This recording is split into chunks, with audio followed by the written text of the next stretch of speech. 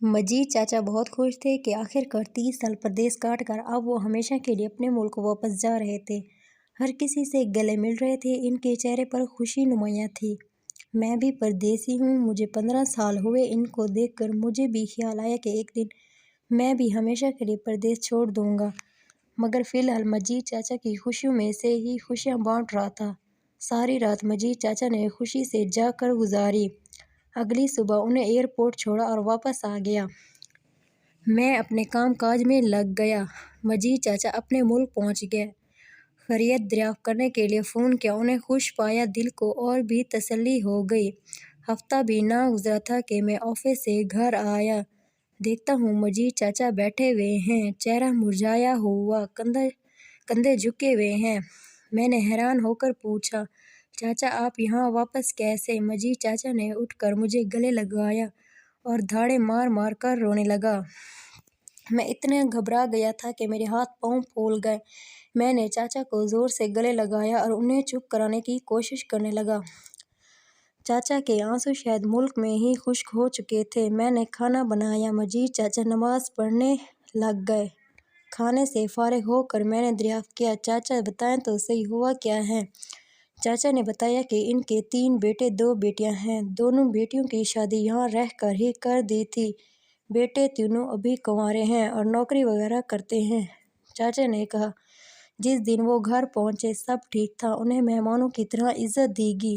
2 دن بعد ہی ایک بیٹے کو رات کو دیر سے گھر آنے کی وجہ سے ذرا سا ڈانٹ دیا تو جواب میں بیٹے نے کہا، آپ آئے ہیں تو عزت سے رہیں، زیادہ تحقیقات نہ کیا کریں۔ میں کہاں جا رہا ہوں، کہاں سے آ رہا ہوں؟ چاچا خاموش ہو گئے۔ اگلے روز چاچا نے خود ہی اس بیٹے کو پاس بٹھا کر اس سے معذرت کی اور اس کا موڈ ٹھیک کیا۔ مزید 2 دن گزرے تو دروازے پر دستخط ہوئی۔ باہر کوئی لڑکا ان کے بیٹے کو بلانے آیا تھا۔ اس بیٹے نے دروازہ کھولا۔ ڈرائنگ روم میں بیٹھے چاچا مجید اپنے بیٹے کی اس دوست سے گفتگو سن رہے تھے۔ دوست کہہ رہا تھا، 4 دن ہو گئے ہیں تو رات کو باہر نہیں آتا، ہم تیرا انتظار کرتے رہتے ہیں۔ بیٹے کا جواب تھا، یار ابا آیا ہوا ہے، یہ چلا جائے تو آزادی سے ملیں گے، جب سے آیا ہے ناک میں دم کر رکھی ہے۔ اس کے الفاظ چاچا مجید کے دل میں خنجر کی طرح پیوست ہو رہے تھے۔ شاید چاچا کے کانوں نے ہی مزید سننے کی طاقت گنوا دی۔ چاچا بے ہوش ہو گئے۔ وہ کئی گھنٹے اس کمرے کے فرش پر گرے پڑے رہے۔ جب ہوش آیا تب بھی خود کو اکیلے ہی پایا۔ چاچا کی بیوی اپنے محلے کی چند خواتین کے ساتھ شاپنگ کرنے گئی ہوئی تھی اور بیٹے گھر سے باہر تھے۔ چاچا اپنے خالی مکان کی دیواروں سے عجیب باتیں کرنے لگے۔ کبھی کہتے، میں کہاں غلط ہوں؟ کیا میں اتنا غلط ہوں؟ میں نے کیا نہیں کیا؟ کیا میں اتنا غیر اہم ہوں؟ اس رات چاچا نے کھانے کی ٹیبل پر صرف اپنے لیے کھانا دیکھا، باقی سب باہر سے کھا کر آئے تھے۔ چاچا نے گلہ کرنا چاہا کہ ان کے ساتھ کھانے کی ٹیبل پر بیٹھ ہی جاتے، مگر مزید تکلیف دہ جواب نہ سننے کا حوصلہ تھا، نہ ہی سوال کیا۔ کھانا کھایا اور لیٹ گئے۔ اگلی صبح چاچا نماز کے لیے اٹھے، وضو کر ہی رہے تھے کہ بیٹے کی زوردار گرجتی آواز آئی، کون شور کر رہا ہے؟ اس وقت چاچا معصوم سے بچے کی طرح ڈر سے گئے اور وضو ادھورا چھوڑ کر مسجد چلے گئے۔ وہیں وضو کیا اور نماز پڑھی۔ نماز کے بعد دعا مانگتے ہوئے چاچا رونے لگ گئے۔ تب ہی امام مسجد نے چاچا سے پوچھا، کیا ہوا بڑے میاں، روتے کیوں ہو؟ چاچا نے سارا ماجرا بیان کیا اور امام صاحب سے پوچھا، آپ ہی بتائیں مجھے اب کیا کرنا چاہیے؟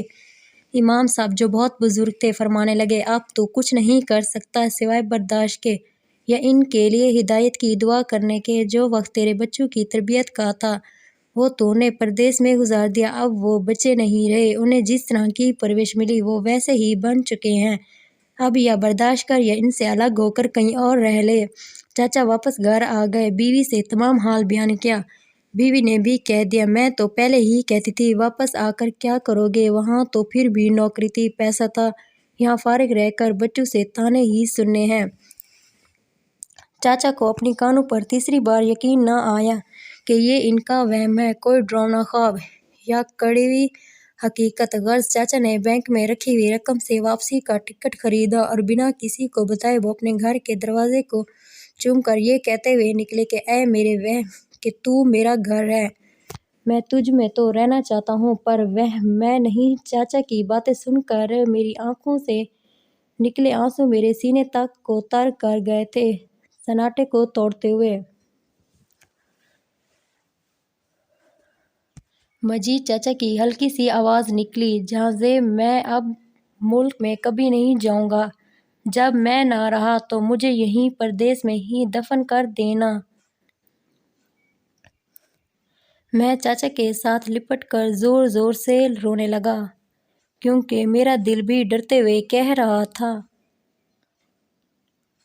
کہیں اپنے ملک میں بنایا گیا میرا گھر بھی وہم تو نہیں۔ اس طرح کی مزید اچھی کہانیاں سننے کے لیے ہمارے چینل کو ضرور سبسکرائب کریں۔ شکریہ۔